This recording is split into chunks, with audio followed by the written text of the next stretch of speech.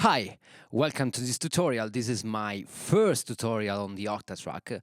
I have made some tutorial on the Polyend Tracker, and I want to show you how to build a jam or a track using the pickup machine.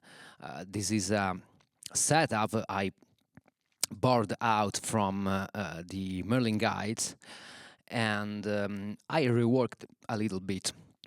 So, first thing first, here we have a kick track, 3 source track, and we came back later. The pickup machine, a recording buffer, a head track, and a rumble. This is a techno jam, so the rumble is crucial. On the control page, the audio control, the master is set to normal, but you can set whatever you want. And the cue configuration is on normal. Now, on the 3 track, I have some loop.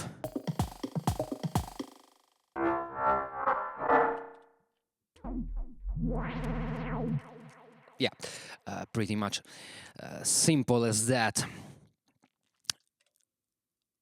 On this track, the pickup machine. So the general setting you can leave as they are. On the record setup, I choose to trigger 1, so I can record the sequence by tapping 1 time on the record 1. The source is on cue. This is truly important, and you see why later. The recording length is 8 step. Fade in and fade out as usual. And you have to set the quantized recording and quantized playing. So the quantized recording is set to 4 step, and I have set the recording trig every quarter note. So this means when I hit record, it wait 4 step and then record the sequence. So for instance, if I hit record here, it will be recorded from here and there. The quantized playing is so important because this means you have the playing locked to the sequencer and locked to the tempo of the project and not to the tempo of the track itself. This means the sequence will start always in time. And that's pretty much it for the track. Here we have our recording track. It's recording the output of the pickup machine, and it's recording for 64 steps, so a longer sequence. Here we have a head track, and I have set it up some fill trig, and yeah, the rumble. Okay, it's one sequence, 16 step long. So, what's the basic concept of this setup? We have to mute that track, the 3 source track. Remember, the pickup machine is listening 1, 2, and 3 when they are on cue. This is pretty much what I have right now on the regular output. But if I hit cue and hit record,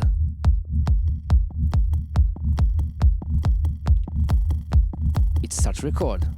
Now pressing Rec 2, stop the recording and play the pattern. I have set it up some scene. Here I have some basic sidechain set it up on the track 5.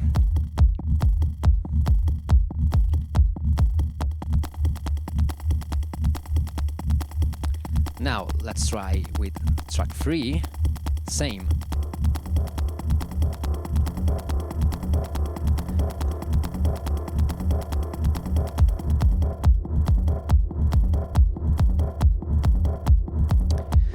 We can also make a longer pattern by pressing track 5 and rec 3. We double the length of the pattern and we can record again.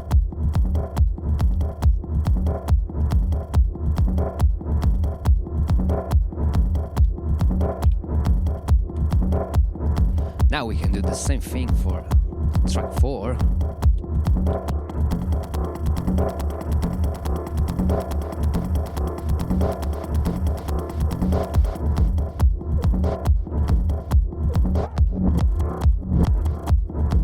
Here another scene, I set it up some lock in there.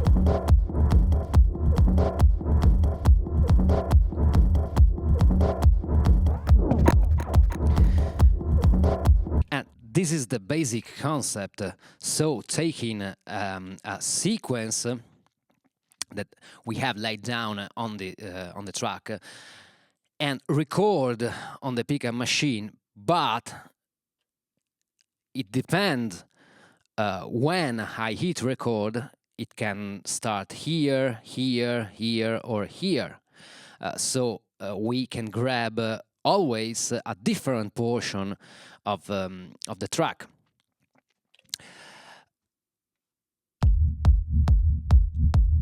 As you can hear, if I press stop and then play again, the track on the pickup machine is kindly disappeared, but not at all. Press track 2, it starts again. We can now use the recording track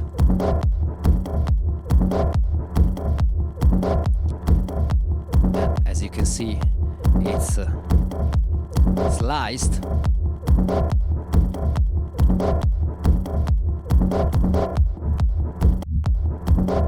Now I'm playing the recorded track only,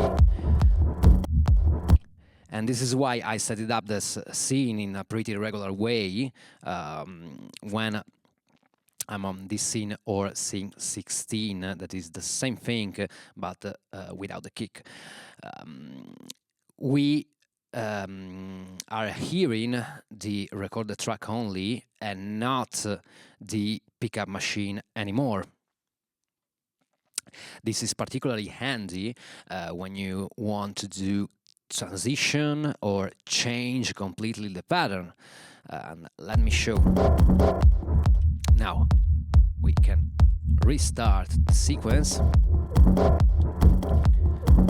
switch to the recorded track, and maybe we can now change parameters on other track and record it again.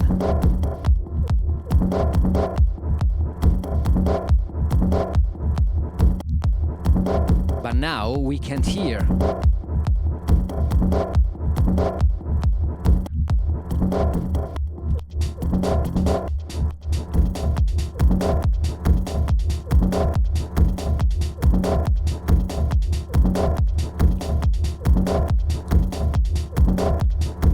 This time is so subtle, it depends on the sample you are using and the parameters you are changing, but not always the changes you are doing are so audible.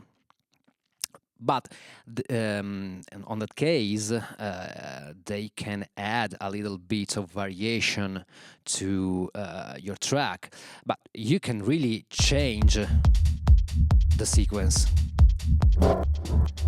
Again, we are on the recorded track, not kick.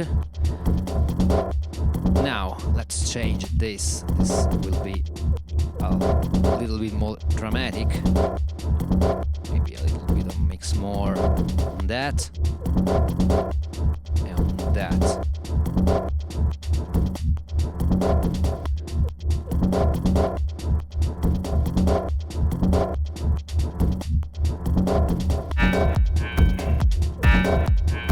And yeah.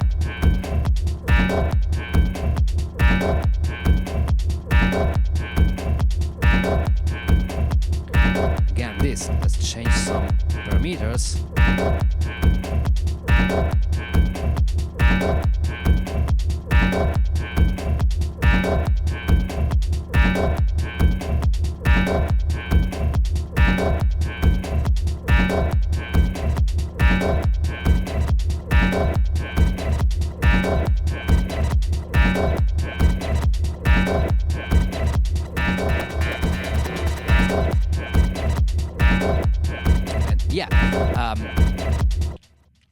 I've had some variation on the kick track. Here's a clap. And on the head track also. So I can have another section maybe to throw in more energy into the performance.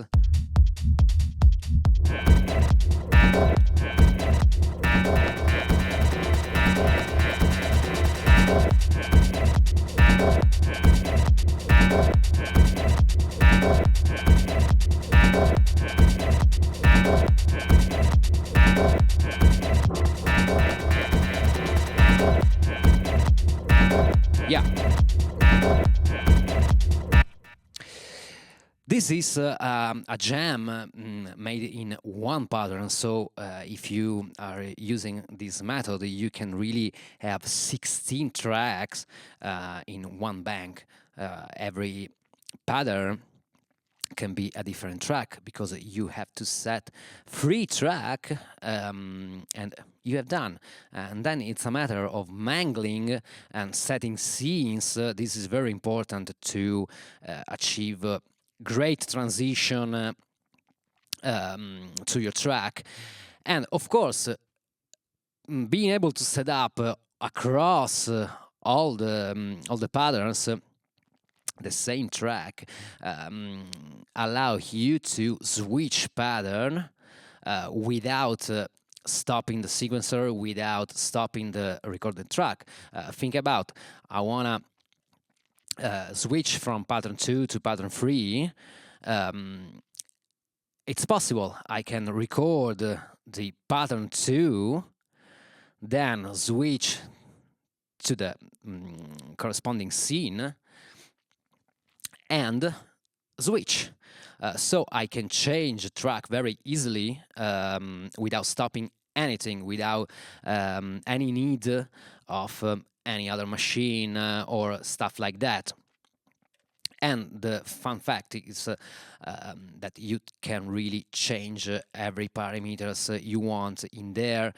Maybe you can change on the fly the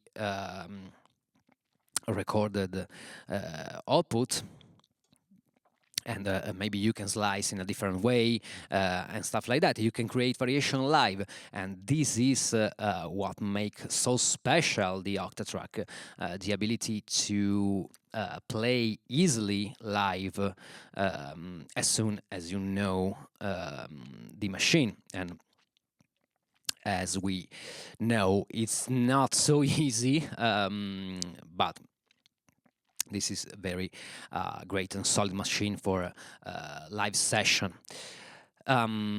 This is pretty much it. Maybe we can have a little view on what I set up on the different scenes. Scenes 14, 15, and 16 are corresponding to the recorded track, and scene 9 to 13 are for the pickup machine. So I have different settings depending on the scene. Here there are some tweaking on the delay. Here too with different settings. Here too I tend to use very often the delays and the different times over the session.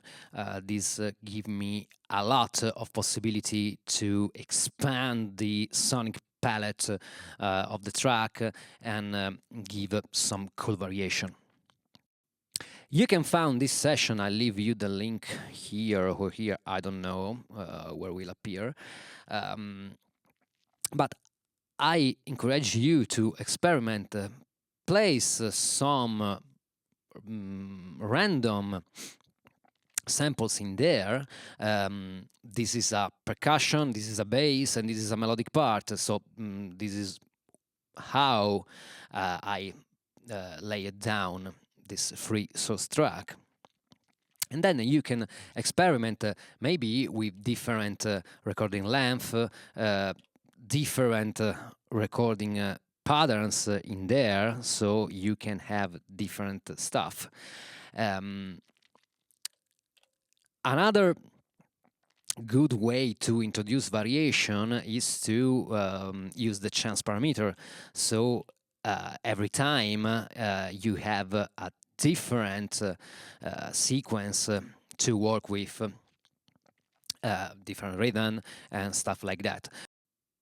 So you can really experiment. At first view, this setup may be difficult, but it's really, really easy.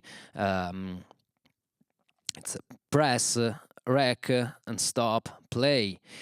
One thing you may not know, because it's not in the manual, and this was a function that was in the first iteration of the Octatrack, then was removed, and then silently throw in again, is to clear the sequence, and this is handy because if you want to start, if you want to have a silence when you switch pattern, maybe you want only the kick, you can easily do by pressing rec free and yes, erasing, and now it's erased.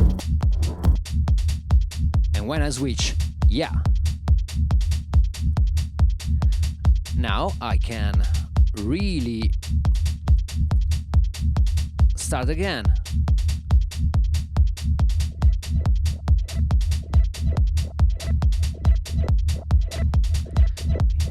A longer sequence, multiply, 32.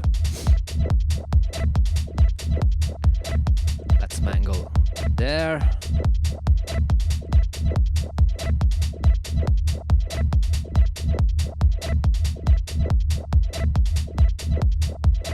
Recording.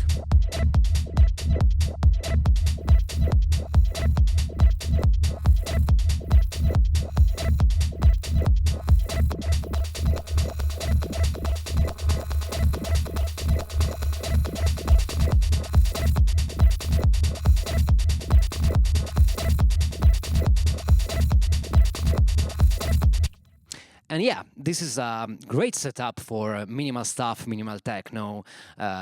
We can do a full jam on with 3 track and 1 pattern. So I hope this tutorial will be useful for you. If you want, check my Gumroad page for Octatrack, Digitakt, and Polyend Tracker, and every other samples and instrument packs. And see you next time. Thanks for watching. Bye.